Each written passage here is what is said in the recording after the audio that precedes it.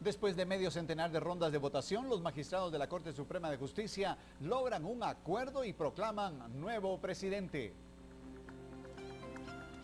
Tribunal resuelve dejar en pie resolución judicial que retorna el caso por genocidio hasta hace 3 años, cuando Ríos Montt no era parte de él. Comerciantes de la 19 calle, preocupados por la inseguridad, instalan sus propios mecanismos de vigilancia para evitar los robos en Navidad. Y en los Estados Unidos, como se temía, un fuerte fenómeno climático arruinó el Día de Acción de Gracias, una de las principales festividades de la Unión Americana.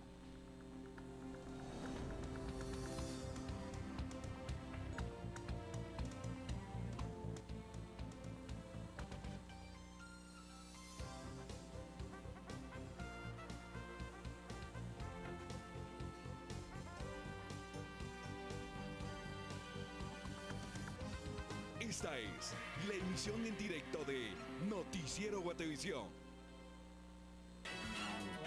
Nuevo Yaris, totalmente irreconocible. Encuéntralo en Cofiños-Tal. Tengan todos ustedes muy buenas tardes. Entramos de lleno con la información en este noticiero en directo de Noticiero Guatevisión. Y bueno, después de más de 50 rondas de votación y casi 2 meses de espera, los magistrados de la Corte Suprema de Justicia llegaron a un acuerdo para elegir a su nuevo presidente. ¿Quién es? Verónica Orantes está en línea para contarnos quién será el nuevo responsable del organismo judicial. Adelante, Verónica, escuchamos en esta tarde.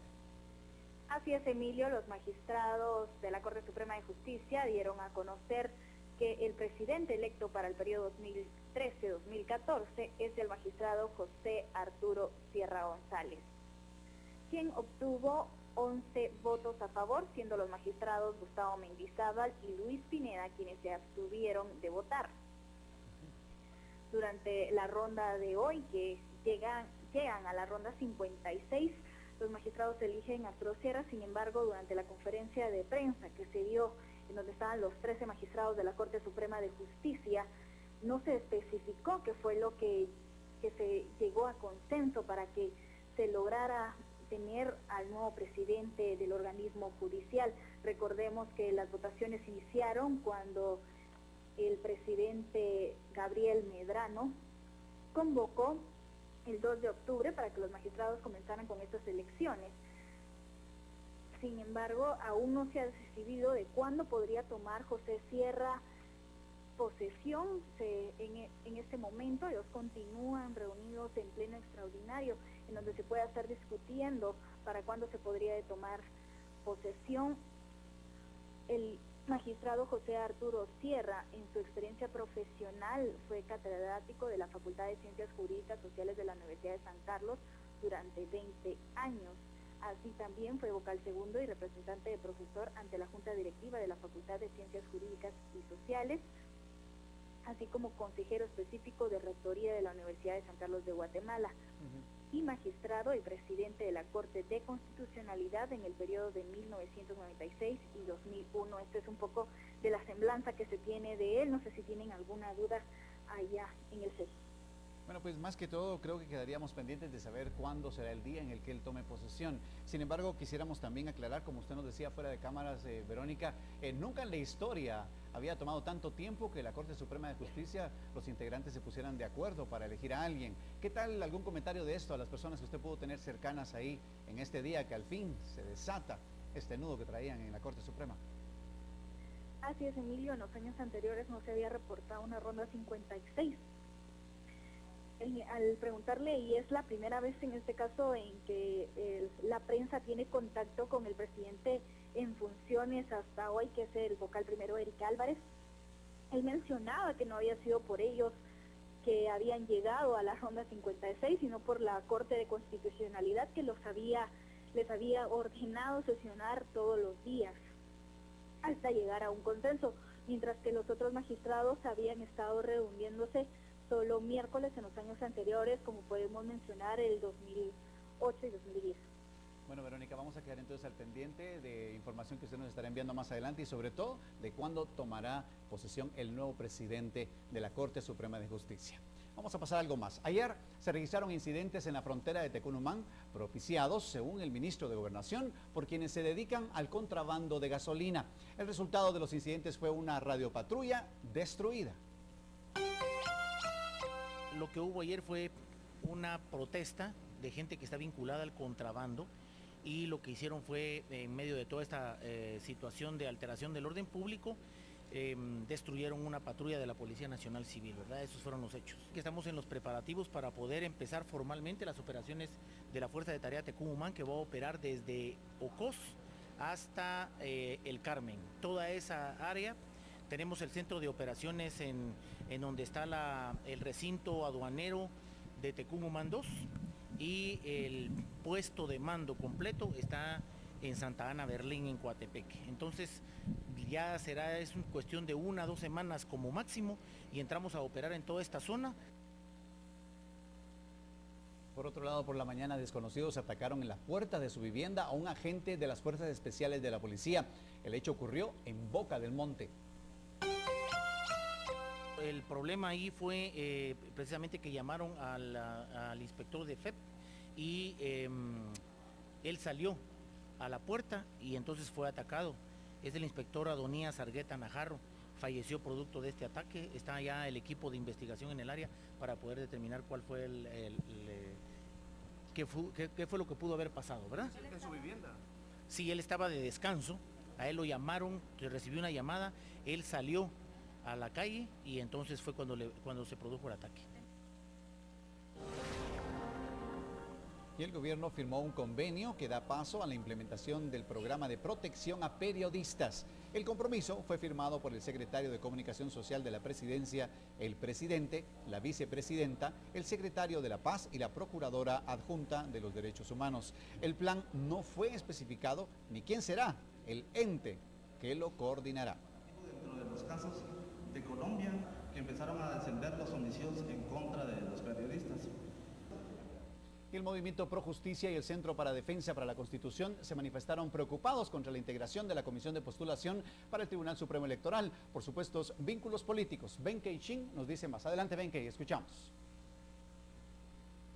Así es, el Movimiento Pro Justicia y la SEDECON señalaron los supuestos vínculos políticos del rector Estuardo Gálvez de la USAC con un partido político. Recordemos que en este momento el rector Gálvez sería el encargado de presidir la comisión de postulación, encargado de seleccionar a los candidatos para el Tribunal Supremo Electoral.